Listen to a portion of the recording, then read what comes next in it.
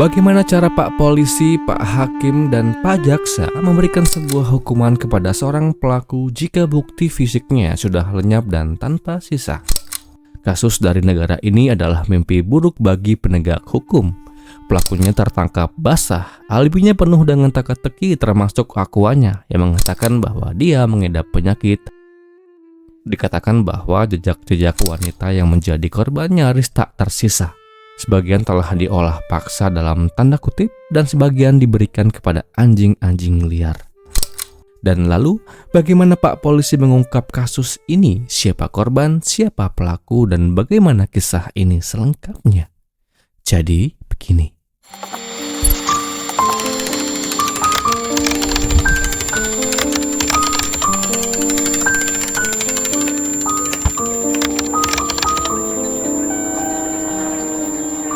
Di pinggiran kota Mumbai, India yang panas, padat, dan ramai dengan suara-suara ini, berdiri megah kompleks rumah susun yang bernama Gita Nagar. Di rusun nomor 7 inilah seorang pria paruh baya yang bernama Manoj Sane, 58 tahun tinggal. Sedikit tentang Manoj. Manoj Sane lahir pada tahun 1967 di sebuah tempat yang bernama Ahmednagar, Maharashtra. Bicara masa kecilnya dulu, hidupnya ibarat kata udah langsung main di mode paling susah. Ya, dikarenakan dia adalah seorang yatim piatu yang gak pernah tahu siapa bapak ibunya, gak ada pondasi keluarga yang kuat. Satu-satunya kerabat yang dia punya cuma seorang paman yang bernama Madhukar Sane dan beberapa orang sepupunya. Otomatis tanpa adanya dukungan yang kuat, masa kecil dia benar-benar dipenuhi sama perjuangan cuma buat sekedar hidup di padatnya kota. Tapi jangan salah, walaupun hidupnya susah, Manoj ini punya otak yang lumayan encer. Setelah lulus sekolah, dia nggak mau nasibnya mentok di situ-situ aja. Dia lalu mengambil kursus teknisi di sebuah kampus yang bernama Industrial Training Institute. Dengan bekal skill teknik yang dia miliki, Manoj selalu muncul sebagai pribadi yang penuh dengan rasa percaya diri yang tinggi. Dia yakin banget bahwa masa depannya bakal cerah. Makanya di umur awal 20 tahunan, dia nekat merantau ke Mumbai, sebuah kota besar untuk mengadu nasib di sana. Tapi sayangnya kenyataan hidup di kota Mumbai ternyata nggak seindah harapannya. Sertifikat teknisi yang dia bangga-banggain itu ternyata nggak cukup untuk menembus kerasnya persaingan kerja di sana. Gak mudah bagi Manoj untuk mendapatkan pekerjaan impiannya. Setelah gagal dengan harapannya di kota Mumbai, Manoj muda pulang kampung? Oh tidak. Malah sebaliknya, kala itu demi satu tujuan utamanya, dia putusin untuk membuang segala gengsi yang dia miliki dan mulai mencari pekerjaan apa saja, yang penting halal. Ditolak security saat naruh surat lamaran, diusir bos-bos perusahaan, bahkan berpindah dari satu kerjaan ke kerjaan lain adalah runyamnya masa muda Manoj yang dia jalani. Hingga akhirnya dia nyangkut jadi pegawai di sebuah toko sembako di daerah yang bernama Borivali. Kerjaan ini mungkin kelihatannya biasa saja, tapi Manoj ngebuktiin kalau dia itu ulet dan pintar. Bertahun-tahun Manoj kerja, cuma jaga toko dan nabung mati-matian. Sampai akhirnya dia berhasil ngebeli sebuah rumah susun di Borivali pakai uangnya sendiri.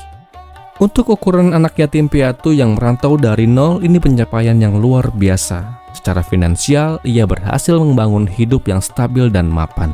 Namun ada sebuah puzzle yang kosong dalam hidupnya. Sampai usianya masuk ke kepala 3 saat itu, dia belum juga menikah. Bukannya dia nggak laku, dia pernah kok deket dengan seorang cewek, tapi nggak tahu kenapa nasibnya nggak pernah sampai ke pelaminan. Nah, dari aktivitas yang sehari-hari dihabiskan di toko sembako inilah, takdir akhirnya mempertemukan Manoj dengan seorang wanita yang bernama Saraswati Vaidya, atau yang akan kita panggil Wati dalam kisah ini. Saat pertama kali di tahun 2014 mereka bertemu di warung sembako itu, usia Wati jauh lebih muda daripada Manoj. Wati lahir tahun 91. Dari perbincangan-perbincangan saling korek sana dan sini, singkatnya mereka menemukan dua hal yang membuat mereka langsung klik dan klop. Yang pertama adalah Wati ternyata berasal dari Ahmad Tegar, kampung halaman yang sama. Yang kedua, Wati juga adalah seorang yatim piatu. Wati lahir dari keluarga broken home. Orang tuanya berpisah saat Wati masih kecil. Bapaknya pergi meninggalkan keluarga, ibunya dipanggil Tuhan beberapa saat kemudian setelah itu. Orang tua Wati mempunyai 4 orang anak perempuan. Watilah si bungsu. Dan lalu dikarenakan gak ada yang merawat, Keempat saudara ini tumbuh di panti asuhan yang berbeda. Wati masuk ke panti asuhan di Ahmad Negar tahun 2008. Sekitar tahun 2008, ia tinggal di sana lebih dari 10 tahun dan sekolah dari kelas 1 sampai ke kelas 10. Setelah berusia 18 tahun, Wati keluar dari panti. Lalu ia tinggal sebentar dengan salah satu kakaknya di luar panti selama 4 tahun, lalu pindah ke Mumbai mencari kehidupan baru. Berawal dari sekadar sapaan sesama perantau, komunikasi mereka pelan-pelan makin dalam. Wati mulai berani terbuka soal masa lalunya yang gak mulus itu. Dia pernah cerita kalau dia bukanlah anak yang pintar-pintar banget di sekolah. Bahkan sampai-sampai dia katakan bahwa dia pernah putus sekolah saat dia di kelas 10. Akhirnya dengan modal nekat, Wati muda kala itu berangkat ke Mumbai mencari kerja. Meskipun ujung-ujungnya cuma dapat kerjaan serabutan sana dan sini. Mendengarkan kisah yang Wati ceritakan lantas membuat Manos ngerasa menemukan pantulan dirinya sendiri. Semua yang Wati ceritakan seolah-olah merupakan gambaran dirinya, dan mulai saat itulah cinta mereka singkatnya kemudian bersemi. Selama menjalani masa romantis mereka, jalinan cinta keduanya berjalan dengan mulus dan lancar jaya. Kala itu di tahun 2015, Wati mendapatkan pekerjaan sebagai sales, yang dimana Manos lah yang mengajari bagaimana cara menghitung jualannya agar nggak rugi-rugi amat.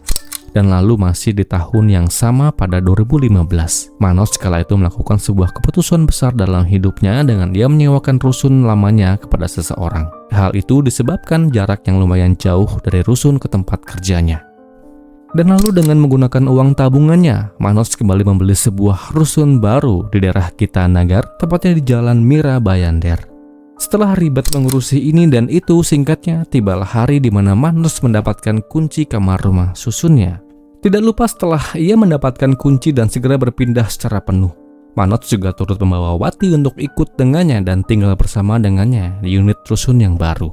Mereka pun tinggal bareng di sana, menempati gedung 7 nomor 704. Dan dari sinilah semua malapetaka yang mengguncang Mumbai akan segera terjadi. Di hadapan tetangga-tetangga barunya, Manos dan Wati muncul sebagai sosok tetangga yang tertutup. Bahkan mereka tak pernah satu kali pun melihat pintu kamar 704 milik Manos terbuka. Selain itu, mereka dikatakan juga jarang sekali menghadiri acara RT seperti arisan, halal bihal, kerja bakti, dan lain-lainnya. Selama acara itu berlangsung, Manos dan Wati tetap berada dalam kamarnya. Mereka tutup jendela, mereka kunci pintu dan diam dalam sunyi. Lebih parah dan anehnya, Manos dan Wati sepakat mengaku kalau mereka bukanlah pasangan suami dan istri. Wati katakan bahwa Manos adalah omnya, sedangkan Manos katakan bahwa Wati adalah keponakannya. Dugaan-dugaan liar menguar kala itu. Sebuah dugaan muncul pada tahun 2015 hingga tahun 2019. Dikatakan dan diduga mereka pernah menikah dengan diam-diam di sebuah kuil, namun gak ada bukti sahihnya. Dan semuanya memuncak pada malam tanggal 7 Juni 2023.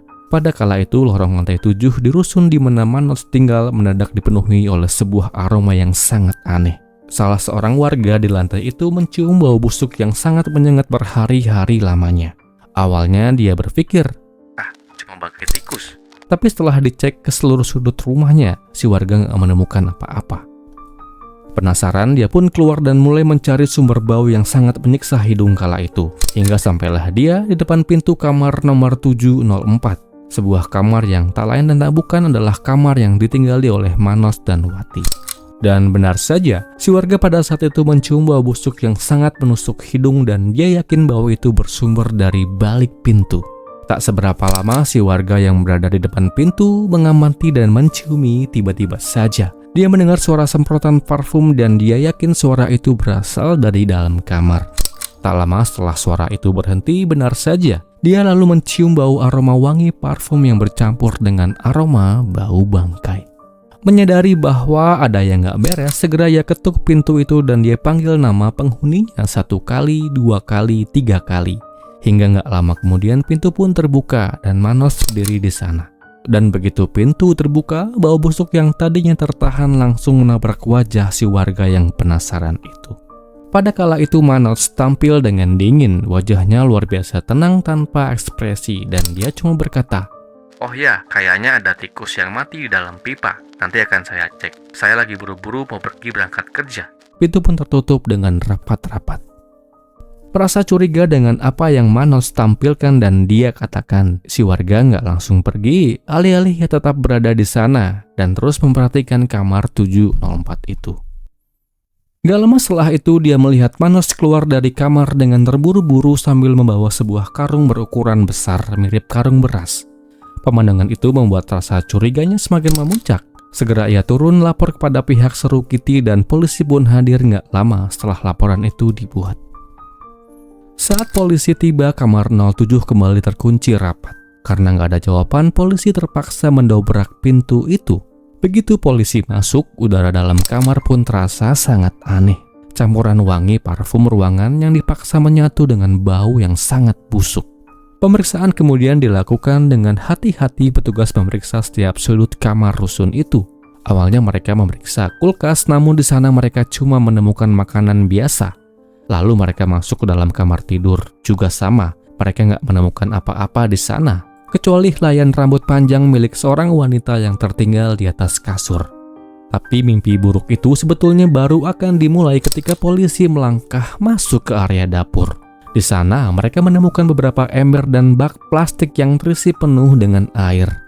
Dan di dalam air itu polisi menemukan sisa-sisa bagian dari. Lebih geli dan gilanya, di atas kompor yang ada di dekat situ terdapat sebuah panci presto. Dan di dalam panci yang tertutup rapat itu kembali petugas menemukan tanda-tanda kekerasan yang telah setengah matang oleh pemilik rumah. Dan dari hal inilah polisi sadar bahwa korban dari insiden mengerikan ini adalah seorang wanita yang dikabarkan tak terlihat berhari-hari lamanya. Petugas langsung mengaitkan hilangnya Wati dengan temuan gila yang baru aja mereka temukan di dalam kamar nomor 704. Pada sore harinya, tanpa sadar kalau rahasia kelamnya telah terbongkar, Manoj santai saja pulang ke rusunnya. Namun sesampainya di depan tangga masuk, dia kaget bukan main saat melihat kerumunan polisi udah ngepung kamarnya. Manoj yang panik sempat berusaha putar balik untuk melarikan diri, tapi telat, polisi langsung meringkusnya di hari itu juga. Nah, dari sinilah bagian yang paling bikin merinding pelan-pelan mulai terungkap. Jadi, begini. Di dalam proses interogasi, Manoj Sane ternyata pandai sekali bersilat lidah. Kala itu dia ngasih 2 versi kisah yang bikin penyidik harus putar otak ekstra keras. Di versi pertama akuannya, dia mencoba memainkan kartu sebagai playing victim. Dia bersikeras kalau pada tanggal 3 Juni, Manoj sendirilah yang pertama kali menemukan tubuh Wati dalam keadaan tak dengan botol zat berbahaya yang ada dalam genggaman tangannya. Jadi dia mengaku bukanlah ia yang menghilangkan Wati. Bahkan untuk semakin membuat polisi yakin kalau dia nggak punya motif cinta atau cemburu, Manoj mengklaim kalau selama ini dia mengidap. Dan lantas karena hal itu dia katakan dia nggak pernah melakukan kontak fisik dan hubungan suami istri dengan Saraswati. Dan singkatnya, setelah melakukan berjam-jam bahkan berhari-hari pemeriksaan dengan intensif, terkuaklah semuanya bagaimana awalnya peristiwa ini bisa terjadi. Di dalam usahanya berkelit, Manoj melemparkan kesalahan itu kepada Wati. Dia bilang Wati itu posesif dan suka ngecek-ngecek handphone miliknya. Namun pihak polisi jelas nggak gampang tertipu oleh Manoj. Setelah menyelidiki latar belakang mereka, polisi menemukan fakta sebaliknya. Motif sebenarnya murni dikarenakan rasa cemburu buta, sifat posesif yang sangat ekstrim, dan ketakutan diri dari seorang Manoj. Ada sebuah gap usia yang terpaut 24 tahun di antara keduanya. Manoj kala itu berusia 56 tahun, sementara Wati berusia 32 tahun. Perbedaan umur yang sangat jauh ini membuat Manoj dihantui rasa nggak aman alias insecure parah. Dia hidup dalam ketakutan setiap hari. Takut kalau Wati suatu saat bakal ninggalin dia untuk pria yang lebih muda, lebih sukses, dan lebih ganteng. Bahkan saking posesifnya, kadang Manoj bertingkah seperti sipir di penjara. Dia membatasi interaksi Wati dengan dunia luar dan memaksa pernikahan mereka dirahasiakan dengan rapat-rapat. Wati yang belakangan dikabarkan mulai ingin mencari kebebasan, berencana untuk mengikuti ujian lagi dan mencari pekerjaan agar lebih mandiri. Namun bagi pria manipulatif seperti Manoj, kemandirian Saraswati adalah sebuah ancaman besar baginya. Ia merasa kendali totalnya atas hidup Wati mulai lepas. Rasa cemburu, paranoid, dan obsesi untuk terus menguasai terus menumpuk di kepala Manoj. Hingga puncaknya terjadi pada awal Juni 2023, sebuah pertengkaran hebat kala itu terjadi di antara mereka berdua. Di saat itulah ego dan rasa proses yang tinggi membuatnya mengambil sebuah keputusan. Dia berkata, "Jika saya nggak bisa memiliki Wati sepenuhnya, maka nggak ada orang lain yang boleh memilikinya."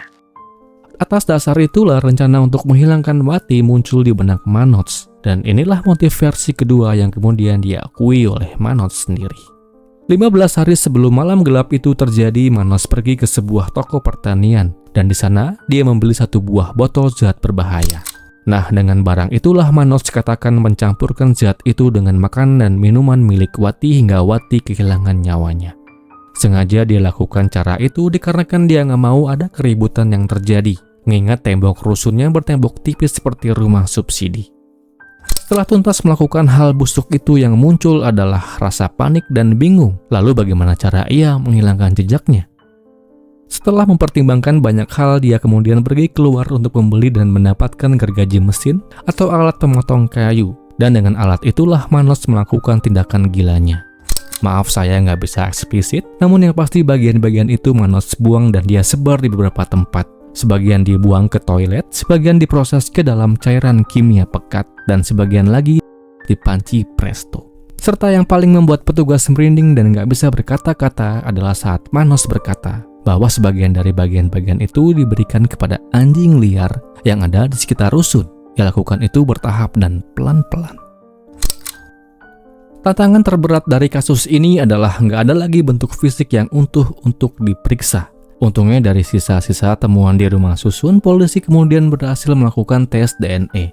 Hasil itu kemudian mengkonfirmasi bahwa yang ditemukan di panci dan ember itu adalah memang tak lain dan tak bukan adalah Saraswati Vaidya. Bukti ilmiah ini mengunci Manoj Sane sebagai tersangka utama. Sampai video ini saya buat, tersangka masih mendekam di dalam penjara sebagai tahanan, dan polisi telah menyerahkan ribuan halaman berkas dakwaan, namun putusan akhir dari pengadilan masih belum dijatuhkan. Ya, semoga segala vonisnya nanti bisa sangat berkeadilan mengganjar pelaku dengan segala dakwaannya. Demikianlah kisah ini. Semoga akan terus ada pelajaran yang bisa kita ambil dari kisah ini. Dan kisah ini pun berakhir.